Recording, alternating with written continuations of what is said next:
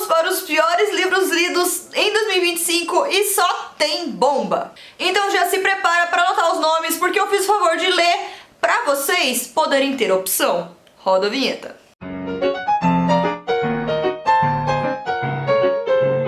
Olá pessoal, tudo bem com vocês? Eu sou a Choco e bem-vindos ao canal Pipoca. Antes de começar, deixa o like, se inscreve e me siga nas redes sociais para você ficar por dentro de tudo que acontece na cultura pop e nos bastidores aqui do canal.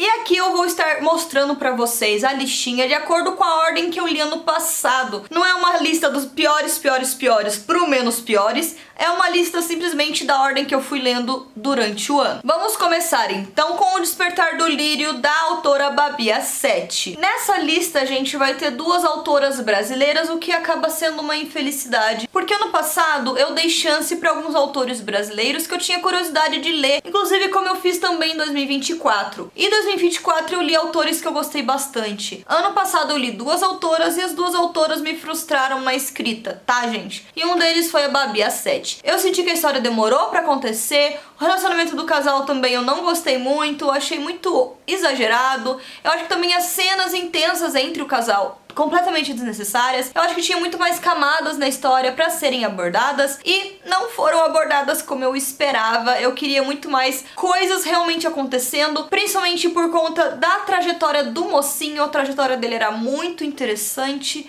tinha muitas camadas que poderiam ter sido trabalhadas por ali e não foram, então assim, eu fiquei bem frustrada. Aqui temos a história de uma viúva chamada Lilian, que perdeu o marido de forma muito inusitada, muito recente e muito difícil de enfrentar. Ela era considerada ali uma das mulheres mais recatadas e mais exemplos na cidade, e quando ela decide começar a sair de novo, encontrar um novo relacionamento, ela é muito julgada. Então temos ali uma circunstância de uma viúva tentando voltar à vida social de alguma forma. Uma viúva de 20 e poucos anos, gente, uma pessoa bem jovem. Então a jornada dela como viúva e tudo que ela passa por ali na sociedade é realmente muito interessante. E como par romântico temos o Simon, um personagem ali muito sombrio, muito sinistro, muito cauteloso. As pessoas têm um pouco de medo dele. Ele é muito mal falado também na sociedade. Ele é considerado um assassino, né? Então assim, muita coisa ali na história dele pra se desenvolver. Temos então um relacionamento bem conturbado entre os dois e eles querem muito ficar juntos, só que o que dá a entender é que foi ele o responsável pela morte do marido da Lilian. Então tem aí essa questão um pouco mal resolvida entre os dois. A gente acompanha então a jornada dela, enfrentando o presente e o passado, mas principalmente a jornada dele precisando encarar essa vida, que agora ele está apaixonado por ela, e também se resolver nesse passado e se explicar pra ela em relação a tudo isso. É uma história bem interessante. As camadas que o Simon tem são muito interessantes, mas eu acho que ficou muito raso, muito pouco explicado, sem muita profundidade,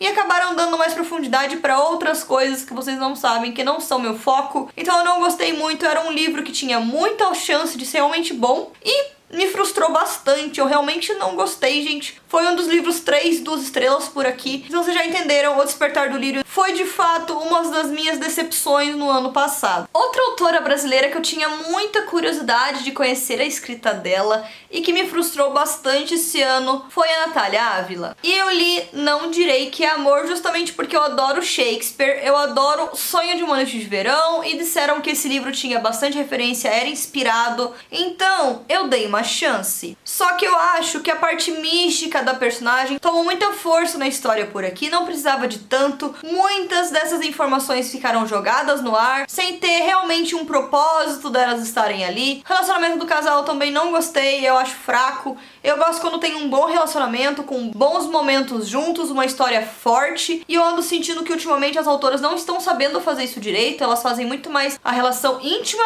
do que a relação do casal de fato, e realmente, gente, eu não sou muito fã dessa parte mais íntima, né? Eu gosto mais da questão como eles se conheceram, as camadas de cada um e o que cada um ajudou o outro a superar alguma coisa e a evoluírem. É isso que eu gosto de ver numa história de relacionamento, numa história de romance. Então, me frustrou bastante. Aqui temos uma atriz que o maior sonho dela é ser grande. A Noelle sonha então em ser bem famosa e que por um acaso, numa circunstância um pouco inusitada, ela consegue um papel para o filme de Sonho de uma Noite de Verão. E o mocinho em questão também vai fazer parte desse filme. Então, como eu comentei, gente, em autoras brasileiras, também em autoras de fora, mas autoras brasileiras, eu estou sentindo um vocabulário muito baixo, poucas palavras realmente elaboradas, boas descrições elaboradas, é tudo muito simples, muito preto no branco, com um vocabulário bem chulo, bem fraco, digamos assim. Então eu acabo não gostando muito da escrita dessas duas autoras. A Natália Ávila também deixou bastante a desejar, eu não gostei da escrita dela.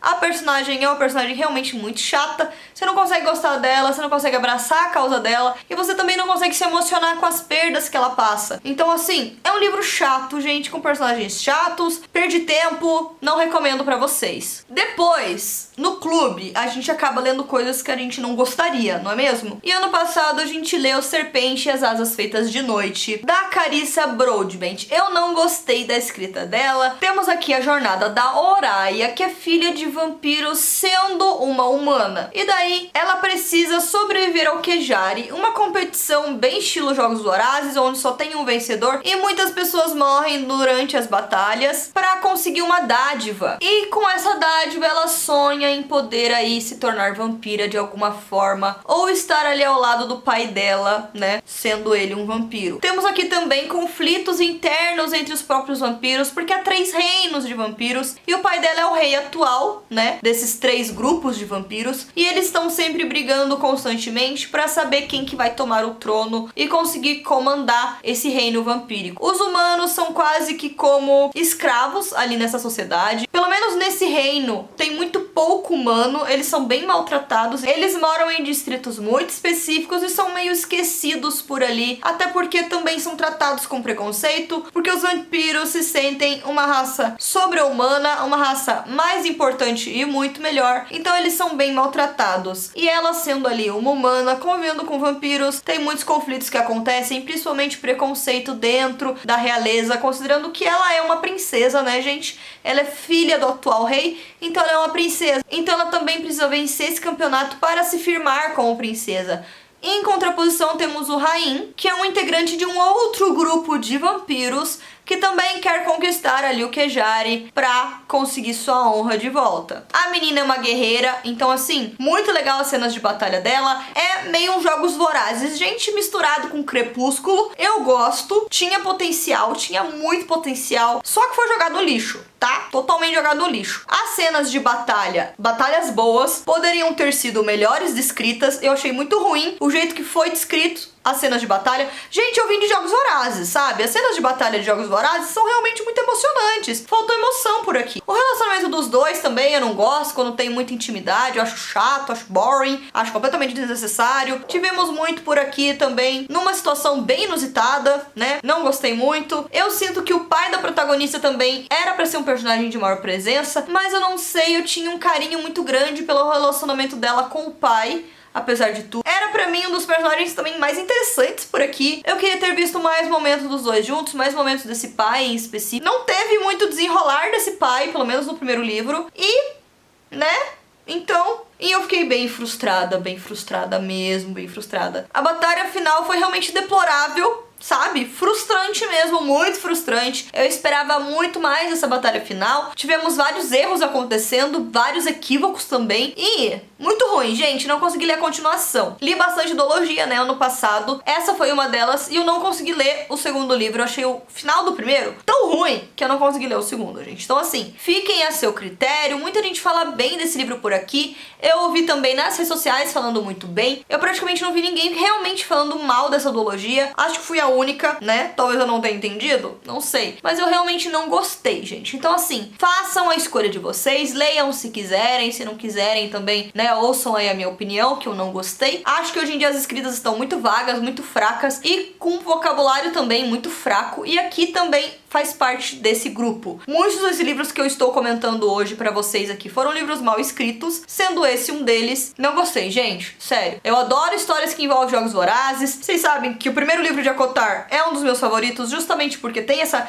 batalha meio Jogos Vorazes, acho muito legal. Mas esse realmente me frustrou bastante, eu não recomendo. Lembrando que a Amazon é o melhor lugar pra fazer compras na internet e com o meu link você patrocina aqui o canal sem gastar nada, então Link na descrição. Depois temos A Hora da Estrela, da Clarice Lispector. Eu sei, brasileira. Muitos livros brasileiros eu comentei, não é mesmo? Brasileira. Então, assim, não gostei da escrita dela, gente. Achei muito confuso. A personagem Macabeia, insuportável, me perdoem. Eu sinto que não é possível existir uma pessoa assim. Claro, dentro do meu repertório, né? Mas, assim, eu não gostei da personagem, não gostei da jornada dela. Achei tudo muito frustrante. Eu, brincadeiras à parte, sou cria da Disney. Gosto de histórias, pelo menos motivadoras. Então, assim, igual o Jardim de Inverno que eu comentei num outro vídeo aqui pra vocês, a jornada da personagem, muito difícil mesmo a jornada dela. Mas tem uma luz no fim do túnel, tem uma esperança. Você vê ela mais lá na frente, mais velha, vivendo uma vida melhor do que ela teve. Então, assim, há esperança pra humanidade. Eu acho que essa é a frase, gente. Há esperança pra humanidade. E aqui não tem. É uma personagem frustrante, com uma vida deplorável, com tudo ruim acontecendo com ela e simplesmente não melhora. É tudo ruim mesmo, é só aquilo. É uma personagem sem perspectiva, sem vontade de viver, sem nada. Não tem nada que me faça ter carisma pela personagem. Isso sem contar que a escrita introspectiva da autora não me agrada. Eu não gosto desse tipo de narrativa. Acho bem confuso, não acho interessante, até porque Clarice coloca muito dela ali na história, então ela fala de si, e daí ela fala da Macabeia, daí ela comenta sobre si de novo. Eu acho um tipo de escrita, sei lá, não me empolga, não me motiva pra ler. Eu não gostei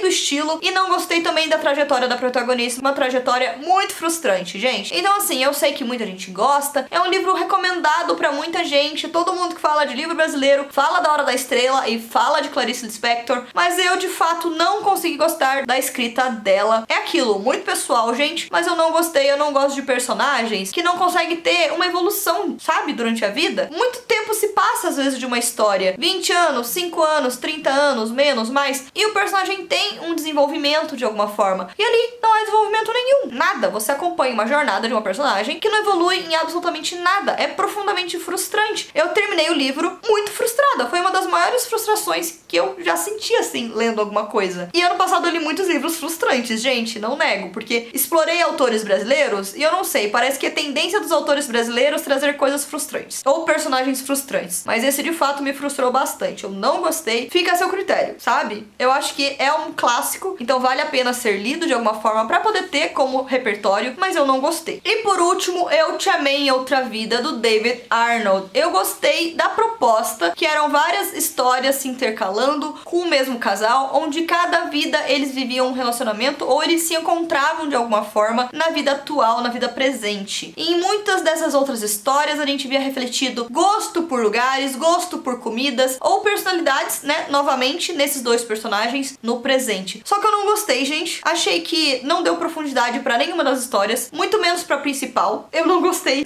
mesmo. A única coisa que realmente me interessou foi a parte de superação de cada personagem, que foi muito interessante. Além disso, a parte do Nightbird, que os dois personagens sozinhos, só os dois conseguem escutar um som, uma música, não me fez sentido nenhum. Não é muito bem justificado também, porque os dois acabam se encontrando justamente por causa dessa voz. Ela tem ali uma irmã falecida, então ela tá superando o luto. Ele também tem uma jornada muito interessante. Claro, novamente temos um vocabulário bem baixo por aqui, com palavras chulas sendo utilizadas. Então, é aquilo que eu comentei bastante nesses piores livros, gente. Um vocabulário muito fraco. Clarice Lispector realmente se supera. O vocabulário dela é muito sofisticado. É bom, de fato. Agora, os outros deixaram bastante a desejar, inclusive por aqui. E a parte do pássaro, do Nightbird, o som que os dois escutam, uma melodia que os dois conhecem, que é uma melodia do passado. Então, assim, não fez boas conexões com esse passado. O passado foi completamente inútil. Não gostei, gente, não gostei. Dei 2 estrelas. Então é isso, pessoal, esses foram os piores livros que eu li ano passado. Coloca nos comentários se algum deles vocês sentiram diferente, vocês leram e gostaram de alguma forma. Lembrando que é apenas opinião, tá? Então assim, se vocês têm opinião contraditória, é só responder por aqui que eu vou entender e eu vou aumentar aí o meu entendimento sobre o livro e vou, quem sabe, mudar de ideia. Duvido muito. Então assim, se vocês gostaram dessa história, não se sintam ofendidos, colocam aqui nos comentários o que vocês acharam pra eu poder entender melhor o ponto de vista de vocês. Mas eu honestamente não gostei, me frustrei bastante. Achei que fossem ser boas leituras e acabaram sendo as piores do ano e por isso está aqui nesse vídeo. Então é isso, pessoal, coloca nos comentários se vocês gostam de conteúdos assim também. Curtam, comentam, compartilham com os amigos de vocês, porque tem muita coisa legal chegando por aqui. Então é isso, pessoal, eu sou a Choco, esse é o canal Pipoca e tchau!